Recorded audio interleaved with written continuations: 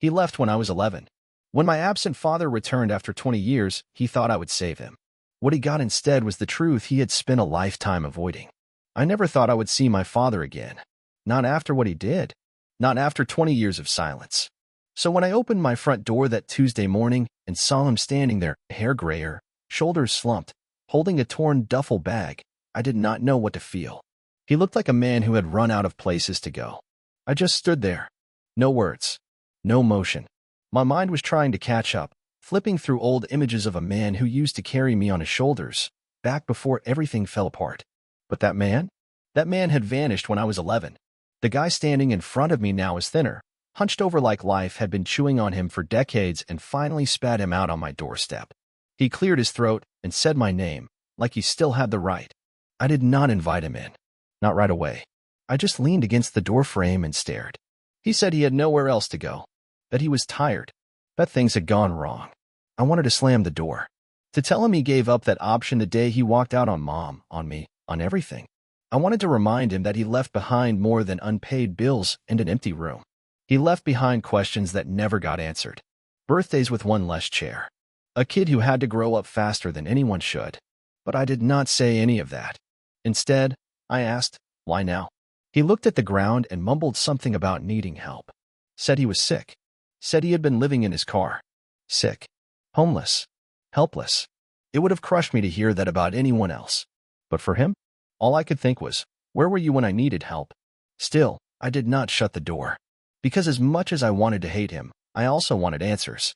I wanted to know why he left. Why he never came back. Why he chose absence over effort.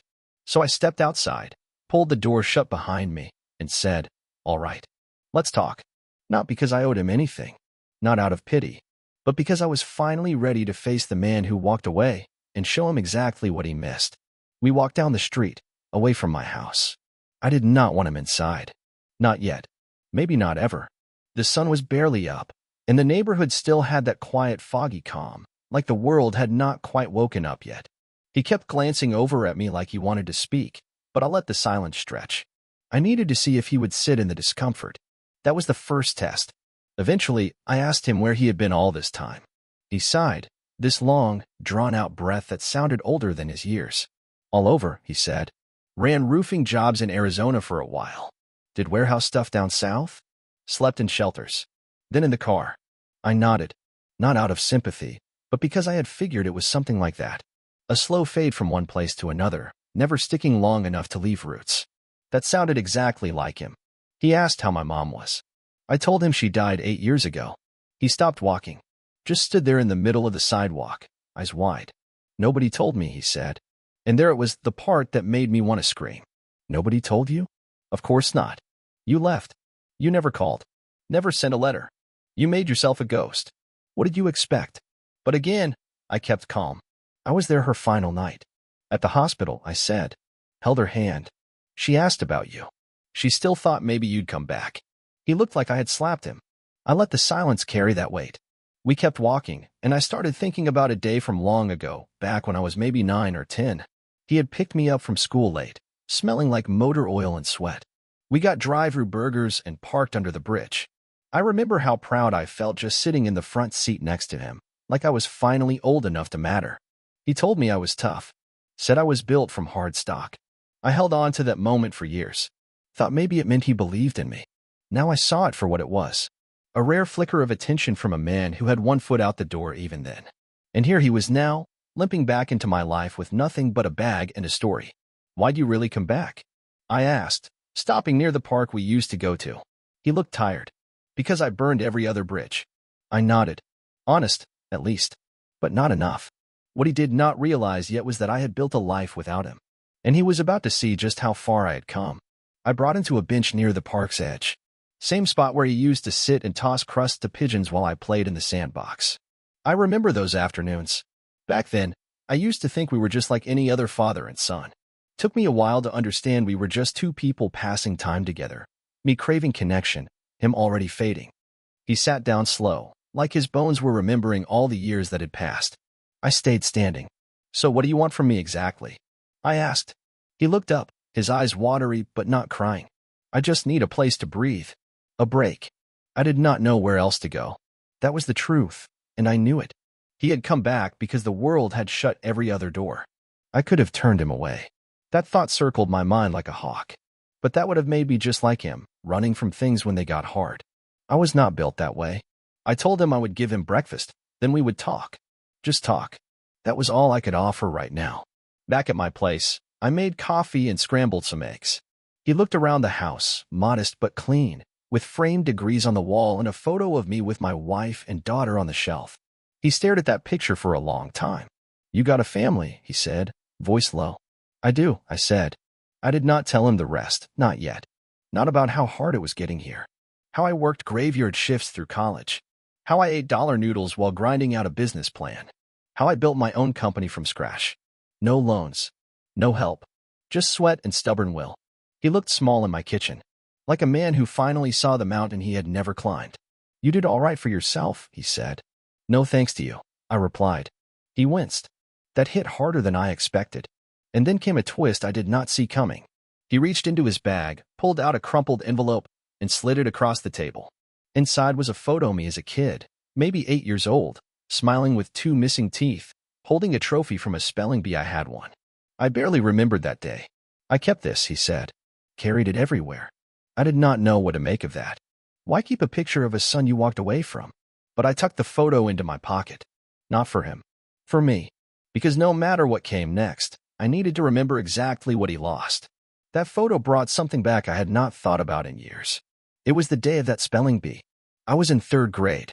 I had studied for weeks, sitting on the floor with flashcards while Mom cooked dinner and tried to keep the lights on. She worked 2 jobs back then, one at the diner, one cleaning offices after hours. Dad had already started disappearing for days at a time. But that day he showed up. Late, wearing a sweat-stained shirt and smelling like gas station coffee. He stood in the back of the auditorium, arms crossed, eyes heavy. When I won, I remember looking for him in the crowd. Just a glimpse, that was all I wanted. I saw him nod once. Not a smile. Not a clap. Just a nod. That one nod kept me going for months. But when I got home that night, the lights were off and Mom was crying in the kitchen. Turns out he had borrowed against her credit card without telling her. Maxed it out. Then left again. That was the real memory. Not the trophy. Not the spelling bee. It was watching her cry into her hands, whispering that we were going to be okay, when clearly she had no idea how. And now here he was, sitting in my kitchen, looking like the wind could knock him over. He asked to use the shower. I said yes. Not because I trusted him, but because I needed a minute to think. While he cleaned up, I looked through that photo again. Something was scribbled on the back. "Proud of you, kid. Sorry I missed the others." Missed the others? That is when I realized he had been following me. Maybe not in person, but somehow. Online maybe. Through old friends. I had no idea. When he came back out, wearing fresh clothes I gave him, he looked different. Less like a ghost. More like a man who remembered what it felt like to be human. He asked about my daughter. I told him she was 6. Bright, fierce, loved dinosaurs. He smiled at that. "You were like that," he said. "You used to dig up the backyard looking for fossils." I nodded. That was true. And for a moment, it was almost like talking to someone who had known me all along. But I did not let it get too warm. Not yet. Because I still had not asked the one thing that had haunted me since I was a boy. And I was going to get my answer. We sat on the back porch. He had a fresh shirt on, one of mine, and he kept tugging at the sleeves like it did not quite feel like his. The sun was creeping higher, casting long streaks of gold across the fence. Birds chirped somewhere out of sight. It should have been peaceful, but I could feel the question burning in my throat. So I asked it. "Why did you leave?" He did not answer right away. Just stared at his hands like he was reading lines carved there. When he finally spoke, his voice cracked. "I thought I was protecting you." That made me laugh. Not the funny kind. The kind that feels like it scrapes your ribs on the way out. Protecting me from what? "You were the thing I needed protection from." He nodded like he expected that. Maybe even agreed with it. "I was a mess," he said. "I was drinking too much. I owed money to people I should not have owed. I kept thinking I would fix it all and come back with something to show for it. But I never fixed anything. I just kept making it worse." I wanted to believe he was lying. That he had been selfish, lazy, cruel. That would have been easier to hate. But part of me knew he was telling the truth. That maybe he did not mean to become the man he did. That maybe the storm inside him had gotten louder than any good intention. Still, I told him something I had never said aloud. I used to think it was my fault. He looked at me then, really looked, and for the first time, I saw tears start to well up in his eyes. I know, he said, and I am sorry. I never wanted that. I thought if I stayed, I would have ruined you. But leaving did that anyway. He wiped his face with the back of his hand, trying to hide it. That was the moment everything shifted. Because I was not a kid anymore. I was a man now, a father, and I had lived long enough to know that pain does not disappear just because you ignore it. So I told him the truth. You broke something in me, but I rebuilt it. Without you. He nodded. Again. That was all he could do. But then he asked something I did not expect. Can I meet her? He said. Your daughter. And just like that, I felt the ground shift again. Because there was no easy answer to that. And the choice I made next would change everything. I stared at him, trying to picture how it would go. Him meeting my daughter. Her wide eyes looking up at a stranger with my nose and her hair. What would I even call him? Grandpa? No way. He had not earned that title. But something in me hesitated. Not because I trusted him, but because of her. She was 6, yeah, but sharp.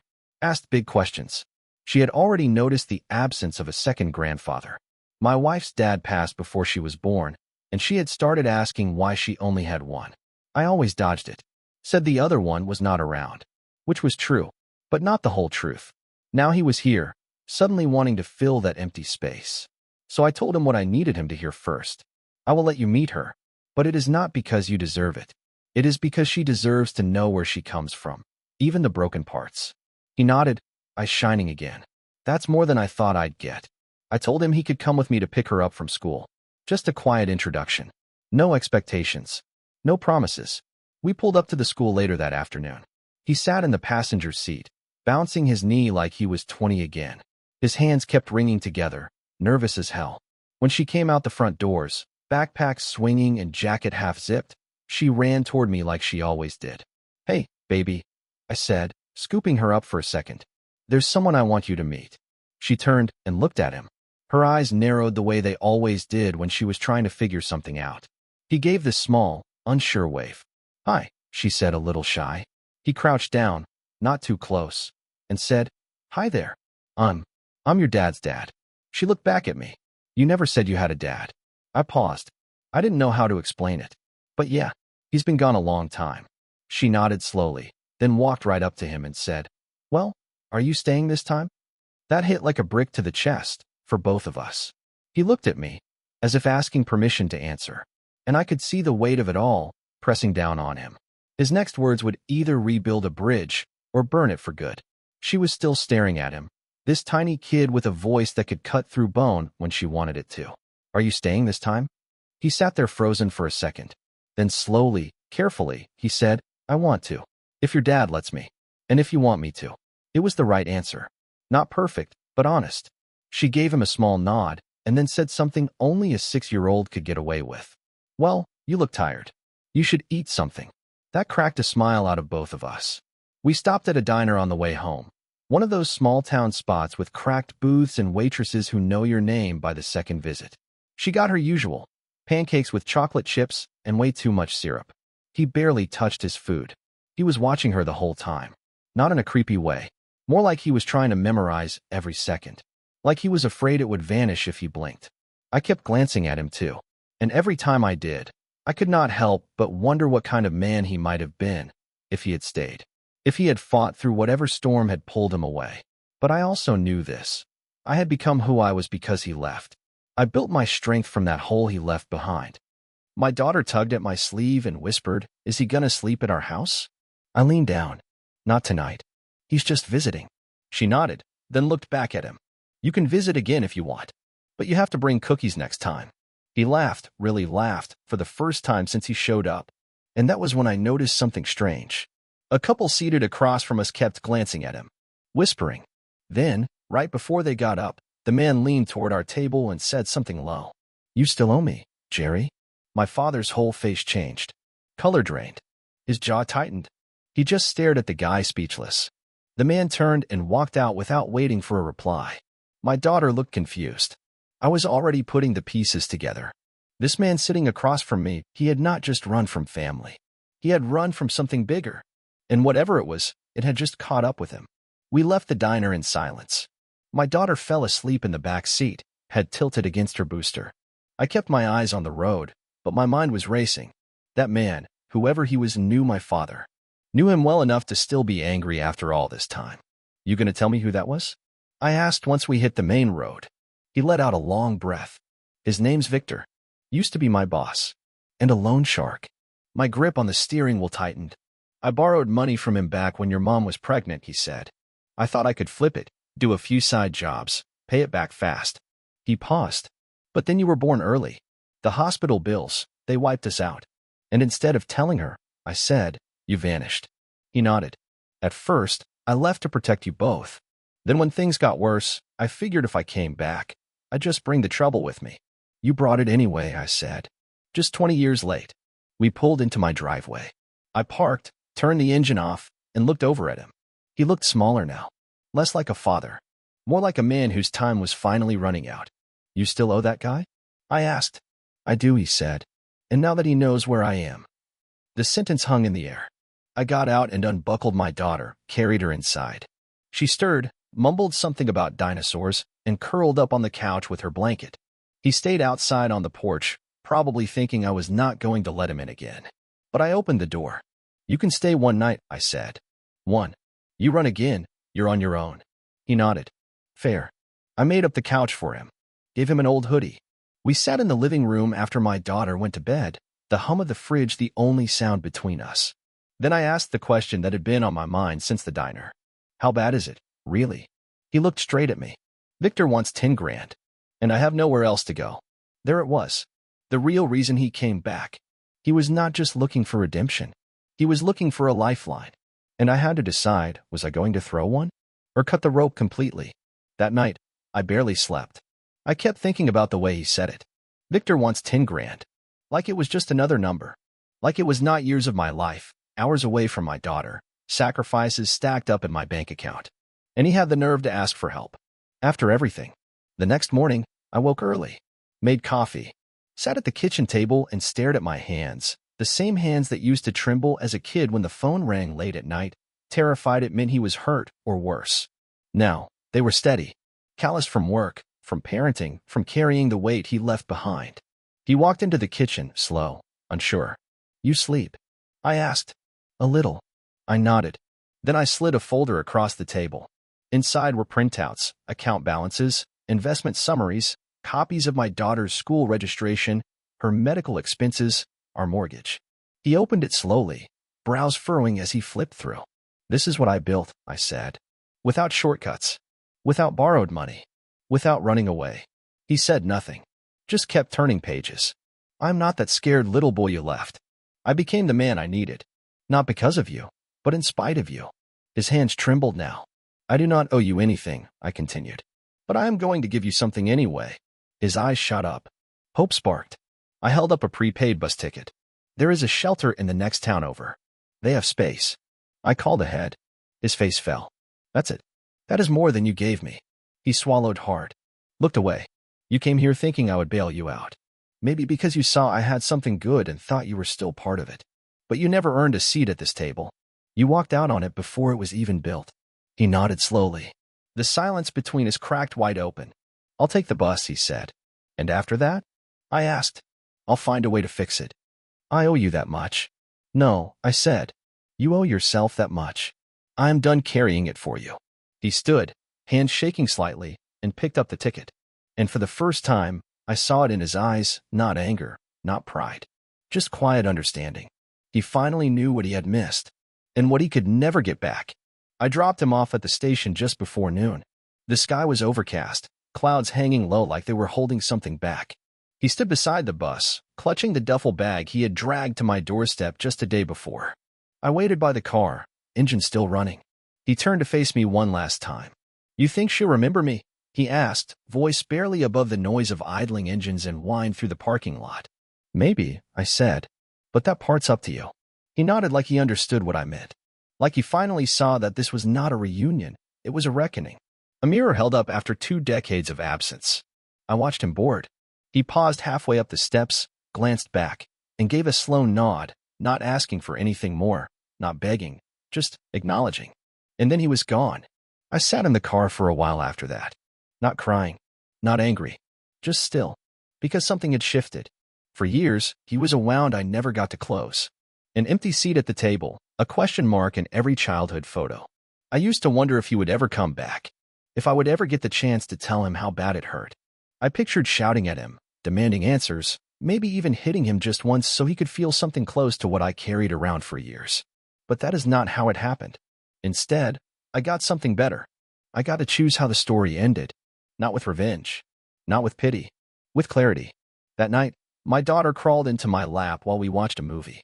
She turned to me and asked, "Was he your daddy like your mine?" "Yeah," I said. "He was."